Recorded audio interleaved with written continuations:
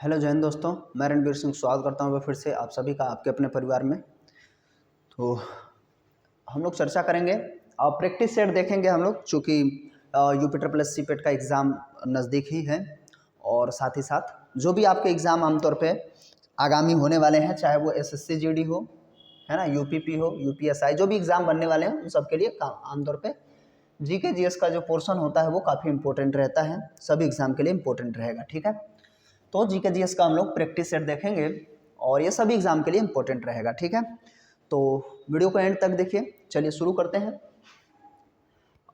कुछ आसान से भी आपको सवाल मिल जाएंगे और कुछ बेहतरीन बातें भी होंगी। चंद्रगुप्त मौर्य के पुत्र का नाम बताइए और जिसने 298 से 272 ईसा पूर्व के बीच शासन किया था और संपूर्ण भारत में साम्राज्य को बढ़ाया था, है ना। तो ये तो बड़ा आसान हो गया, कुछ है नहीं इसमें। क्या हो जाएगा? हर्षवर्धन तो वर्धन में है भाई, है ना, राज्यवर्धन फिर हर्षवर्धन। ठीक है, भाई बहन थे। बिंदुसार और बिंबसार दो लोग हैं, तो यहाँ पे हमारा आंसर जो है डायरेक्ट मैं बताऊं तो बिंदुसार। ठीक है, बिंदुसार जो है चंद्रगुप्त मौर्य का पुत्र है और चंद्रगुप्त मौर्य का जो शासन काल चलता रहा है 221 या कई जगह पे 22 लिखा होता है से लेकर के 298 ईसा पूर्व तक। मौर्य वंश की स्थापना चंद्रगुप्त मौर्य ने की थी गुरु चाणक्य की मदद से, है ना, 321 या 22 ईसा पूर्व से लेकर के 298 ईसा पूर्व तक। और चंद्रगुप्त मौर्य जो है नंद वंश का जो अंतिम शासक था धनानंद, है ना, उसकी हत्या की। धनानंद या गानानंद जो भी आप कहते, धनानंद ही नाम है उसका, उसकी हत्या की और बड़ा सा मगध साम्राज्य का शासक बन गया, है ना। अगर मैं बात करूँ नंद वंश की, तो उसमें भी ये पूरा, जैसे हम मगध साम्राज्य देखते हैं तो उसका क्या होता है, शुरुआत कहाँ से हो जाता है? हर्यंक वंश से, है ना। तो उसका फार्मूला हो जाता है, ट्रिक कह लेते हैं, हसीन मासुका सात। ठीक है, मासुका सात। तो इसमें क्या बन जाता है? हस हर्यंक वंश, फिर शिशुनाग वंश, यसी ऐसे बना सकते हैं। फिर नंद वंश तीसरा है, नंद वंश, फिर मौर्य वंश, शुंग वंश और काकवाड़ वंश, उसके बाद सातवाहन वंश, ये होता है। तो नंद वंश की स्थापना महापद्मनंद ने करी थी। उसके बाद उसका जो अंतिम शासक था धनानंद, उसकी हत्या चंद्रगुप्त मौर्य ने की। और मौर्य वंश में पूरा डिटेल्स में नहीं चर्चा करेंगे, वो कभी हम लोग बाद में चर्चा करेंगे। थोड़ी सी मौर्य के बारे में बात कर लेते हैं, हालांकि बहुत सारे क्वेश्चन बनता है।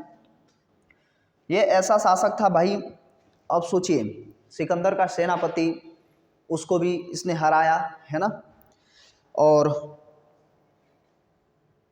इसकी अपनी मृत्यु जो है, अब ये पूछा जाता है कि संरक्षणा पद्धति से कर्नाटक चला गया लास्ट टाइम पे, जैन धर्म को अपनाता है ये, तो भूख की वजह से, यानी हम कहें तो उसने व्रत धारण कर लिया, लंबे समय तक कर्नाटक में गया और वहाँ पे एक चंद्रगुप्त बस्ती बसाता है पहाड़ी पे, और वहाँ पर जाके इसकी मृत्यु होती है। भूख यानी हम कहें व्रत रखता है, संरक्षणा पद्धति कहा जाता है।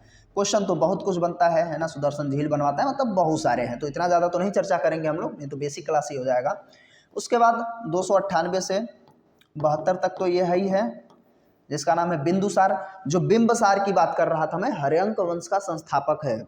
मगध साम्राज्य की स्थापना हर्यंक वंश से शुरू होती है, तो हर्यंक वंश का संस्थापक बिंबसार है और बिंदुसार अलग व्यक्ति है। ठीक है, बिंबसार, ये थोड़ा सा कई बार लोग डाउट में रहते हैं, ये अलग है, हर्यंक वंश का संस्थापक है। इसके बाद इसका पुत्र अशोक, है ना, बहुत ज़्यादा जो है इससे प्रश्न बनता है। और अशोक की ही शिलालेख को 1837 में सबसे पहले, शिलालेख या हम लिपि को कहेंगे, सबसे पहले जेम्स प्रिंसेप ने पढ़ा था। ठीक है ना। अशोक 163 तक यहाँ से चलेगा, ये 272 से 163। इसके बाद जो है मौर्य में उत्तर मौर्य हो जाएगा, मतलब 3 के, चूँकि ये क्या कर लेता है, बौद्ध धर्म अपनाता है और धम्म विजय को अपना लेता है, युद्ध विजय को छोड़ देता है, तो कहीं ना कहीं ये खत्म हो जाता है मामला। हालांकि बहुत इंटरेस्टिंग टॉपिक है, इस पर चर्चा हम लोग कभी कर लेंगे। फिलहाल के लिए क्वेश्चन इतना ही पूछा था। इसका नाम कई बार कह दिया जाता है, तो विद्वानों ने इसका नाम बताया गया था अमित्रकेट्स या अमित्रचेट्स। ठीक है, अमित्रघात भी कहते हैं, है ना। एंड्रोकोटस या सेंड्रोकोटस वो चंद्रगुप्त मौर्य है। ठीक है, अशोक को क्या कहा जाता है, भारत का, देखिए द्वितीय सिकंदर कह लेते हैं। सिकंदर सानी वो अलग व्यक्ति है, द्वितीय सिकंदर, सिकंदर भारत का सिकंदर कहा जाता है, और भारत का समुद्रगुप्त किसको कहा जाता है, समुद्रगुप्त को, है ना। क्या मैं बोला हूँ, भारत का नेपोलियन, वो तो उपमा उल्टा हो गया, ठीक है, भारत का नेपोलियन समुद्रगुप्त। चलिए हम लोग आगे बढ़ते हैं नेक्स्ट स्लाइड की ओर। तो क्या हो रहा है भाई, कॉपी अपी हो रहा है?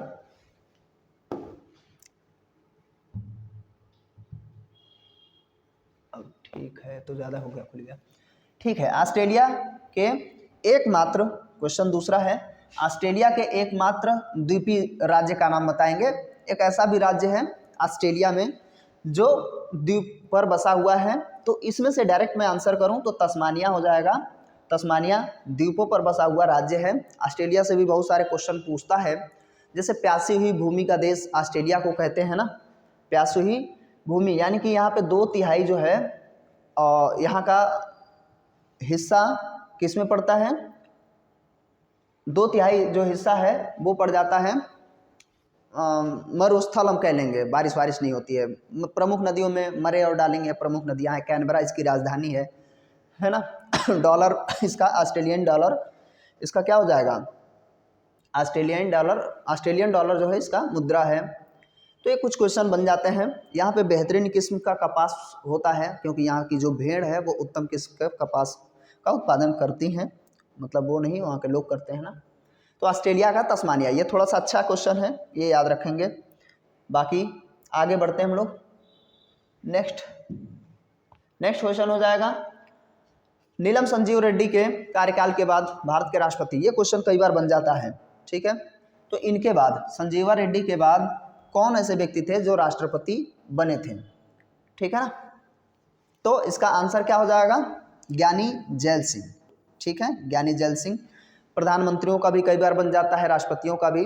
तो फिलहाल मैं लिस्ट में जो है आपको दिखाई दे रहा हूँ, ये प्रधानमंत्रियों की लिस्ट है, सीरीज इनसे भी पूछा जा सकता है, ठीक है ना।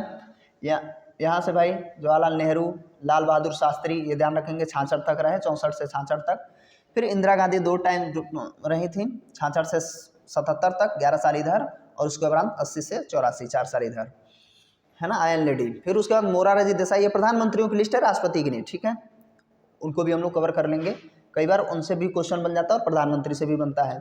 तो मोरारजी देसाई 1977 से 79 तक, उसके बाद चौधरी चरण सिंह 1980 तक 1 साल चला था। फिर राजीव गांधी का टाइम ड्यूरेशन 84 से 1989 तक था। इन्हीं के समयकाल में क्या बलवंतराय मेहता समिति हम कह लेते हैं, या हम कह लें पंचायती राज व्यवस्था शुरू हुआ था, है ना। काफ़ी बड़ा महत्वपूर्ण काम था वो। बीपी सिंह 89 से 90 तक, उसके बाद चंद्रशेखर आपका टोटल 91 तक, 1 साल ये भी रहे। फिर पीवी नरसिम्हा राव, यहाँ से क्वेश्चन पूछ लेगा चंद्रशेखर नरसिम्हा से, यहाँ से बीपी सिंह कि किसके बाद कौन था, है ना। अटल बिहारी वाजपेयी, और उसके उपरांत HD देवेगौड़ा। फिर हम बात करेंगे इंदर कुमार गुजराल, और मनमोहन सिंह, और मोदी जी तो अभी कंटिन्यू बने हुए हैं। तो देख लेंगे इसको, बहुत ज़्यादा कुछ है नहीं इसमें, है ना, इसमें ज़्यादा दिमाग तो लगाना नहीं है। हाँ, प्रधानमंत्री पद जो है किस संविधान के अनुच्छेद में है, तो भाई प्रधानमंत्री पद किसी संविधान के अनुच्छेद में नहीं होता। हाँ, राष्ट्रपति तो अनुच्छेद 52 में है, प्रधानमंत्री की पद की बात नहीं होती है। लेकिन अनुच्छेद 74 जो कहता है वो मंत्रिपरिषद के गठन की बात करता है।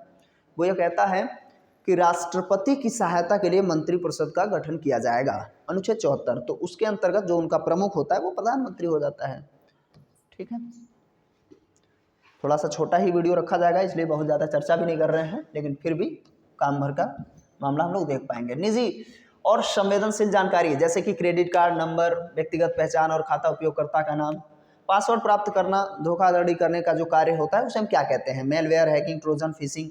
तो क्या होता है, ये क्वेश्चन काफ़ी इंपॉर्टेंट है, बन रहा है लगातार, इसका ध्यान से समझिए। निजी संवेदनशील जानकारी जैसे क्रेडिट कार्ड नंबर, व्यक्तिगत पहचान, खाता उपयोगकर्ता का नाम और पासवर्ड प्राप्त करने का जो धोखाधड़ी है, ये सब जो प्राप्त करते हैं फ़ोन ऑन करके, है ना, फिशिंग कहते हैं उसे, फिशिंग। ये तीनों कहीं ना कहीं ये एक ही कैटेगरी में है। जैसे ट्रोजन और मेलवेयर, हैकिंग तो सीधा आपका जो है सिस्टम हैक कर लिया जाता है किसी पर्सन के द्वारा। मेलवेयर और ट्रोजन, कहीं ना कहीं मेलवेयर का मतलब वही होता है जो जैसे वायरस होता है ना, अनचाहा डेटा जो आपके सिस्टम में एंटर करके आपके डेटा को चुरा ले, है ना, उसमें कुछ खामियां उत्पन्न कर दे, तो मेलवेयर और ट्रोजन बात एक ही है ना। हैकिंग तो हैक करते हैं, तो फिशिंग याद रखेंगे, आजकल फिशिंग का मामला बहुत चल रहा है, नंबर वगैरह व्यक्तिगत पहचान खाता उपयोग कर जो कर लेते हैं, वो थोड़ा सा ध्यान रखेंगे, ठीक है। फिशिंग से क्वेश्चन बनेगा।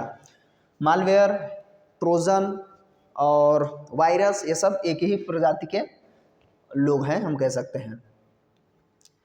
चित्रकूट और जलप्रपात भारत के किस राज्य में है? तो चित्रकूट जो जलप्रपात हो जाएगा।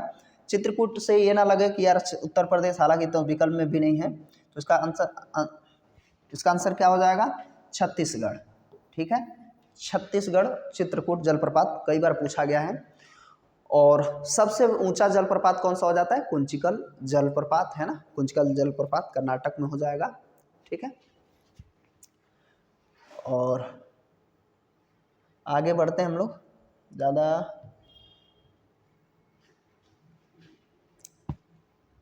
मेखला चादर यह किस राज्य की महिलाओं द्वारा पहना जाता है? परिधान से क्वेश्चन बन ही रहा है, इसको स्पेशली खत्म किया जाएगा आर्ट एंड कल्चर से।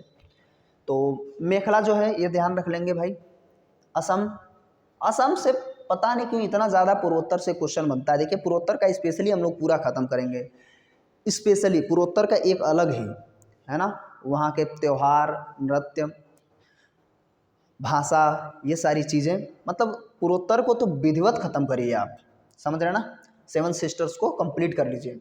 तो मेखला चादर जो है आमतौर पे ये रेशमी चादर होता है, और ये असम की महिलाओं का पारंपरिक ट्रेडिशनल ड्रेस है, जो असम की है ना, असम की बिहू, ये सब बहुत सारे नृत्य हैं, तो इनको इकट्ठा एक बार हम लोग कंप्लीट कर लेंगे, है ना। रविन्द्रनाथ टैगोर ने निम्न में से किस देश का राष्ट्रगान लिखा है? तो विकल्प में क्या क्या भाई? China, Myanmar, Bhutan, Bangladesh. तो ये तो आसान सा, देखिए कुछ ऐसे बेसिक से क्वेश्चन आ जाएंगे। बांग्लादेश का जो राष्ट्रगान रहा है उसका नाम है अमार सोनार, है ना, अमार सोनार, जो हमारे रविन्द्रनाथ टैगोर साहब ने ही लिखा है। और हमारा जनगण मन, जिसे हम कहते हैं राष्ट्रगान, जनगण मन भी लिखा इन्होंने, है ना। और जनगण मन सबसे पहले 1911 में गाया गया था कलकत्ता के अधिवेशन में, कांग्रेस के कलकत्ता के अधिवेशन में, है ना। और 1896 में गाया गया था राष्ट्रगीत, जिसे हम कहते हैं वंदे मातरम, है ना। तो वंदे मातरम या राष्ट्रगीत मैं कह दूं तब भी आपको बात समझ में आने जानी चाहिए। तो ये जो है बंकिम चंद्र चट्टोपाध्याय या चटर्जी जी, आनंद मठ से लिया गया है वंदे मातरम, और उसे 1896 में गाया गया था कांग्रेस के कलकत्ता वाले अधिवेशन में। 1911 में गाया गया था सबसे पहले जनगण मन कांग्रेस के अधिवेशन में, ये ध्यान रखेंगे। और जनगण मन क्या है? हमारा राष्ट्रगान है, तो जानते हैं, और राष्ट्रगीत है। अमार सोनार भी बांग्लादेश का राष्ट्रगीत है, सॉरी राष्ट्रगान है। तो 2 राष्ट्रगान लिखने का इनके ऊपर हम कहें तो इनका श्रेय जाता है, 2 राष्ट्रगान इन्होंने लिखा हुआ है।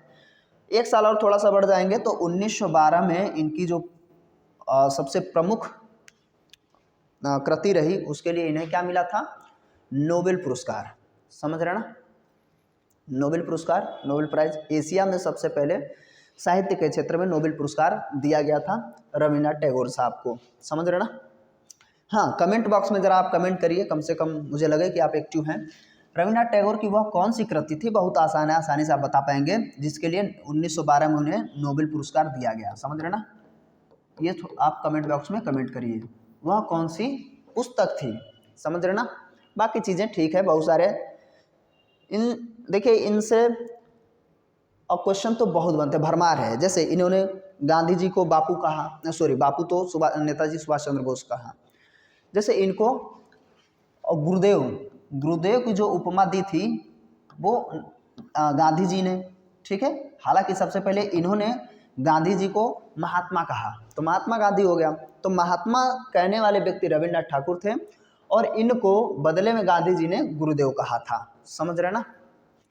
तो काफ़ी महत्वपूर्ण है, बहुत सारी चीज़ें एक दूसरे को उपमा देते हैं, और भी बहुत सारे सवाल बनते हैं, लेकिन कुछ कुछ चीज़ें जो है साथ साथ में कवर कर लेंगे तो अच्छा है, बाकी डिटेल्स में हम लोग कवर करेंगे।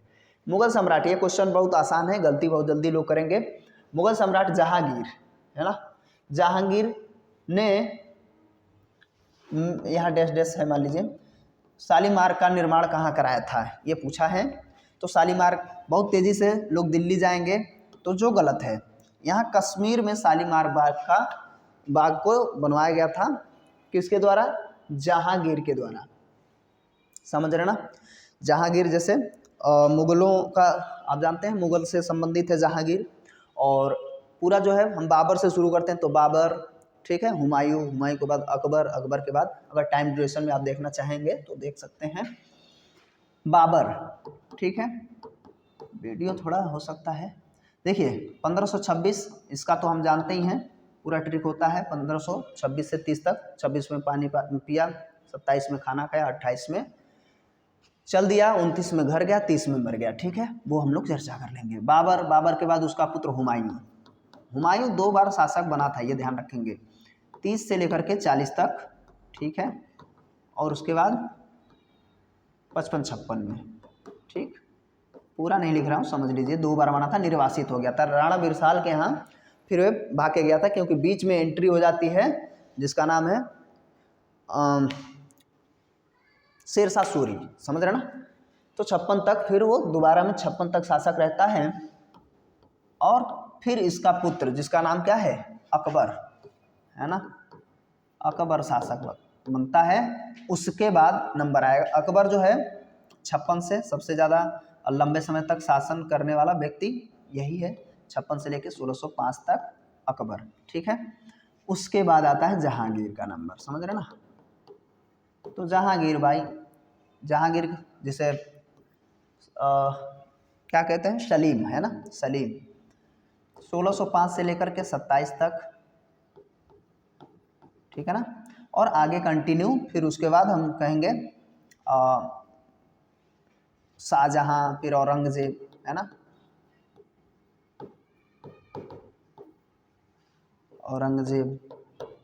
औरंगजेब तक अगर आप पढ़ते हैं, उसके बाद उत्तर मुगल काल आ जाता है, यानी कि 1707 तक पढ़ने के बाद उत्तर मुगल काल आ जाता है। ये भी 49 साल तक रहा था।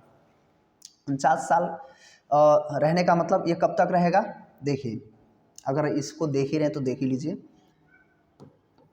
58 में हो जाएगा ना, 58 तक तो था ही वो। 58 से देखिए 49 साल हो रहा है क्या? बिल्कुल होना ही चाहिए, क्योंकि 58 तक तो ये रहा, 1658 तक 27 है, ठीक है ना। तो ये पूरा महत्वपूर्ण मुगल है। उसके बाद उत्तर मुगल काल शुरू हो जाता है। बाबर सबसे पहले तोपखाना, बारूद का भारत में इंट्रोड्यूस करता है, और तुगलमा पद्धति से युद्ध करता था, घेरा बना करके, है ना। बहुत सारी चीज़ें, इसमें बहुत बेहतरीन क्वेश्चन बनेगा, है ना। लोधी वंश को जो है ख़त्म करेगा, है ना। और उसके बाद मुगल वंश शुरू हो जाता है। फिर हुमायूं 2 बार बनता है, बहुत सारे युद्ध लड़े शेरशाह सूरी से, स्पेशली अकबर के बारे में बहुत सारे क्वेश्चन बनते हैं, है ना। लेकिन अगर सबसे बेहतरीन अगर मुझे लगता है, ये पूछ लेगा कि चित्रकला का जो स्वर्णिम काल था वो जहांगीर के समय काल था, और स्थापत्य कला का स्वर्णिम काल शाहजहां के समय था, है ना। इसने क्या किया? ये जो है, जो टैक्स होता है जिसे हम कहते हैं, टैक्स का नाम क्या है, जो मुस्लिम कर लगाया जाता है, हिंदुओं पर कर लगाया जाता है, जजिया, ठीक है। जजिया जो होता है वो हिंदुओं पर लगाया गया कर है, तो जजिया को हटाया था और ये फिर पुनः लगा दिया औरंगजेब, ठीक है। शुरुआत से ही हटता रहा, लगता रहा, ये प्रक्रिया चलती रही है, पूरा इतिहास जब पढ़ेंगे तो, है ना। ज़कात जो है मुसलमानों पर लगाया गया कर होता है, धार्मिक कर, ठीक है। फिलहाल के लिए मुगल सम्राट जहांगीर जो है कश्मीर में बनवाया था शालीमार बाग। क्वेश्चन तो बहुत बनेंगे, लेकिन इतना हम लोग चर्चा करेंगे तो बहुत ज़्यादा विलम्ब हो जाएगा इसी में। वर्तमान में भारतीय संविधान के कितने भाग हैं? इसमें तो कुछ है नहीं। देखिए, वर्तमान में भी 22 ही है। अगर क्वेश्चन बनने का तरीका ये गलत है, सब समझ रहे ना। और क्वेश्चन अगर बनेगा तो क्वेश्चन बनता कैसे है, वो सिर्फ बोल दिया वर्तमान में भारतीय संविधान के कितने भाग है, तो 22 ही हैं। क ख ग मिलाएंगे तब 24 होगा, तो क ख ग मिलाया नहीं है।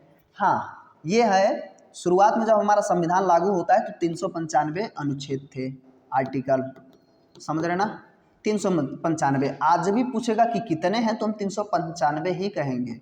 हाँ, उसमें कहेगा ABCD या क ख ग मिलाएंगे तब चीज़ें बढ़ जाएंगी, है ना, लगभग 450 से ऊपर चला जाएगा, लेकिन सामान्यतः इतना ही कहेंगे।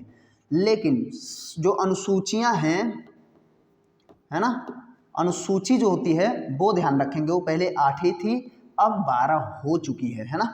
9वीं अनुसूची पहले ही बेरोजगारी वाले मामले में बढ़ गया था 1951 के टाइम ड्यूरेशन में ही।